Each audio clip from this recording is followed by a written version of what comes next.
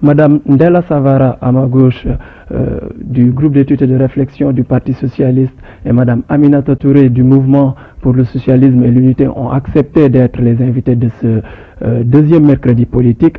Donc, troisième volet, la volonté politique affirmée dans les charges de tous les partis politiques, c'est de promouvoir le rôle de la femme dans la société sénégalaise. Aujourd'hui encore, alors qu'on va entrer dans le troisième millénaire, les problèmes sont tous identifiés mais restent sans solution. Alors pourquoi, Madame Touré? Je pense que, je ne sais pas si vous avez regardé votre timing, je pense que Mme Touré a parlé pendant 30 minutes. Je veille absolument. Elle a parlé pendant 5 bonnes minutes et je n'avais pas encore pris la parole. Je ne sais pas si vous avez régulé un peu. Je régule tout à fait ce débat, madame, vous pouvez me faire confiance. Donc, Mme Touré. Je n'avais pas encore parlé quand elle a parlé, mais ça fait rien. Allez-y, Mme Touré. Donc, sur la question des femmes, je pense que l'essentiel a été dit, disons. C'est un sujet qui a été traité, je pense, sous toutes ses formes, par le courant féministe qui commence à se développer au Sénégal. La situation de la femme sénégalaise, elle est catastrophique. Ça, je pense que vous prenez toutes les statistiques, du point de vue de l'analphabétisation, du point de vue du chômage, du point de vue de la promotion économique, etc. Et également du point de vue de la participation à la vie politique, parce que tout le monde, voit lors des grandes messes électorales l'utilisation que l'on fait des femmes. Mais ce n'est pas une situation, disons, typique aux femmes. Les jeunes vivent ce même type de marginalisation, ce même type d'instrumentalisation. Et je peux dire qu'en général, le peuple sénégalais lui-même, disons, la situation des femmes reflète, dans une certaine mesure, la situation. Vous arrivez au pouvoir demain et vous changez tout. Nous essayons d'avoir déjà la volonté politique réelle. La volonté politique réelle ne manque pas au Parti socialiste. D'après tout ce que j'en sais, d'après toutes les volontés exprimées, le Parti socialiste a également de la volonté politique. Oui, la volonté politique, il faut l'exprimer par rapport, disons, à des résultats. En fait, la volonté politique, tout le monde l'a. L'essentiel, c'est d'avoir des résultats. Prenons un peu, disons, la structure qui est chargée, disons, de prendre en charge la question de la femme, de l'enfant et de la famille. C'est le ministère, disons, pauvre, pratiquement, tout le monde le sait. Si on prend, disons, le budget, si on prend l'ordre d'importance, etc., puisque ça se passe comme ça, les ministères sont classés, disons, c'est un peu, disons, la cinquième roue de la charrette. Et je pense qu'il faut se rappeler également que le Parti socialiste a une grande responsabilité quand je parle de l'instrumentalisation des femmes, disons, dans la scène politique sénégalaise. Madame Savara, est-ce que vous avez l'impression que les femmes sont instrumentalisées dans la politique sénégalaise? Je pense que les femmes sont tout à fait instrumentalisées dans la politique sénégalaise. Mais ce que je voudrais tout simplement dire, c'est que nous avions tellement de réponses à apporter tout à l'heure à ce débat au niveau économique que c'est la raison d'ailleurs pour laquelle il faut réguler un peu. Mais je vais quand même par discipline et par rapport aux téléspectateurs qui nous écoutent. Je vous en remercie, madame. Vraiment, parce que je pense qu'il y a eu beaucoup de choses à relever au niveau même de l'analyse économique. C'est tout juste une question de temps. De temps, vraiment. Et je pense que, mais ça fait rien. Je pense que les populations comprendront que c'est la manière, disons, dont les débats ont été menés, parce que Madame Touré parle pendant 30 minutes, pendant 15 minutes, moi par respect. Et elle a repris encore la parole sur une dizaine de minutes. Moi je pense que c'est pas important. L'essentiel c'est que nous, qu'on sache ce que nous avons fait au niveau des femmes, au niveau juridico-institutionnel. Nous avons des institutions qui ont eu à mener la politique des femmes depuis très longtemps. Depuis le ministère, depuis le secrétariat à la condition féminine, la promotion humaine, en passant par le ministère de la femme, de l'enfant et de la famille.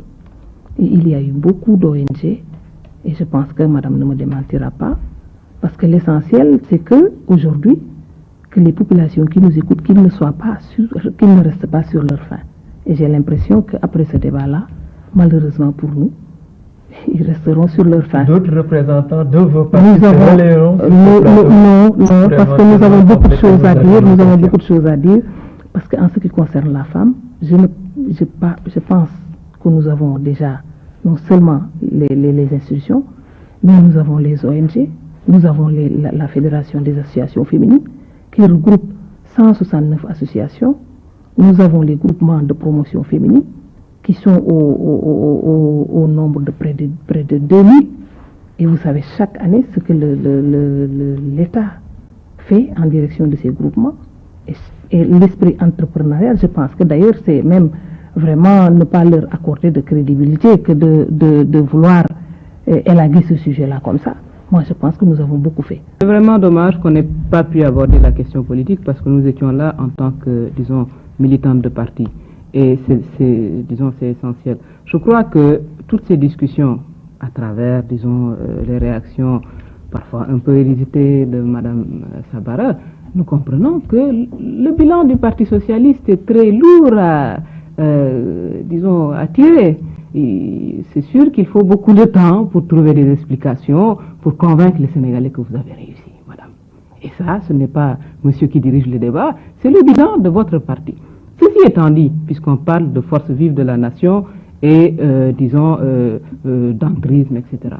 Pour le MSU, je pense que pour les gens qui connaissent ce parti, depuis 1984, nous avons dit que ce pays a atteint une telle situation, mais rapidement, très rapidement, oui, qu'aujourd'hui, la seule manière d'éviter l'éclatement de la nation, l'affrontement, c'est aujourd'hui la concertation nationale. On peut l'appeler comme on veut, conférence nationale, forum national, assise. Le contenu, disons, il n'a jamais changé. C'est un peu de déboucher sur un rassemblement, une concertation souveraine, c'est-à-dire que toutes les décisions issues de cette concertation seront appliquées. Ce sera en quelque sorte une espèce de constituante sur un peu le bilan de ces 30 dernières années, sur l'élaboration d'une politique de redressement national, sur l'amélioration de nos institutions et sur le changement des hommes, en mettant en avant la compétence et, l'intégrité. C'est la seule manière d'éviter la violence, parce que quoi qu'on dise, madame, le bilan du Parti socialiste est lui-même porteur de violence.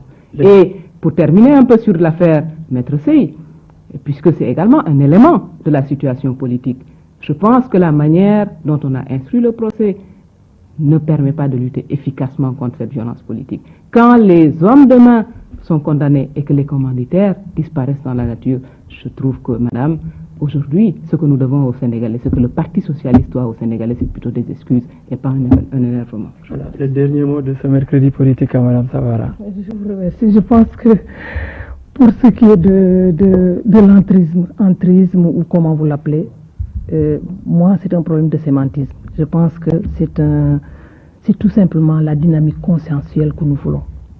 Actuellement, cette dynamique consensuelle, nous ne saurons y déroger. C'est une constance dans la démarche du camarade secrétaire général et c'est une constance même depuis 1981, depuis son accession, disons, à la magistrature suprême. Et ce qu'il faudrait dire actuellement, c'est que les MSU, les autres partis, l'essentiel, c'est qu'on puisse tendre vers une certaine convergence. Convergence d'idées, convergence de vues, étant entendu que l'État du Sénégal est un État souverain, c'est un État de droit. Je passe même sur le procès, parce que ce qui est sûr, c'est que je suis une femme de droit. Et j'ai confiance à la justice sénégalaise. Je passe sur le procès.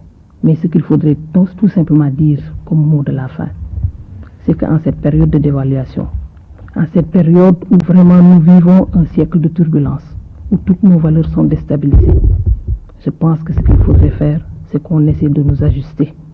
C'est qu'on essaie de créer des mutations profondes pour en tout cas réagir actuellement à cette crise, pour en tout cas tendre la main à l'ensemble des partis. En tout cas, c'est notre dynamique. Personne ne pourra changer cette dynamique consensuelle. Actuellement, si le MSU est prêt à venir, malheureusement, ils sont encore au bord de la route, mais si vous êtes vraiment au niveau du champ et que vous estimez que vous pouvez faire ce pays-là, je ne parlerai pas de l'époque des indépendances. Les gens sont là, l'histoire est là encore vivace. Mais je demanderai tout simplement à ce que tous les partis, en tout cas les partis qui sont entrés dans l'élargissement au niveau du gouvernement de majorité présidentielle, ils sont là. Ils ont apporté leur pierre à l'édifice et ils ont montré leur efficience. Et je pense que tous ceux qui veulent construire ce pays-là, ils seront obligés de s'adapter ou de disparaître. Voilà, donc le mercredi prochain, donc le Parti socialiste revient sur ce plateau. Doutine donc sera à la place sur le siège occupé ce soir par Madame Della Savara et sera en face de Abdou Fall du Parti pour la libération du peuple.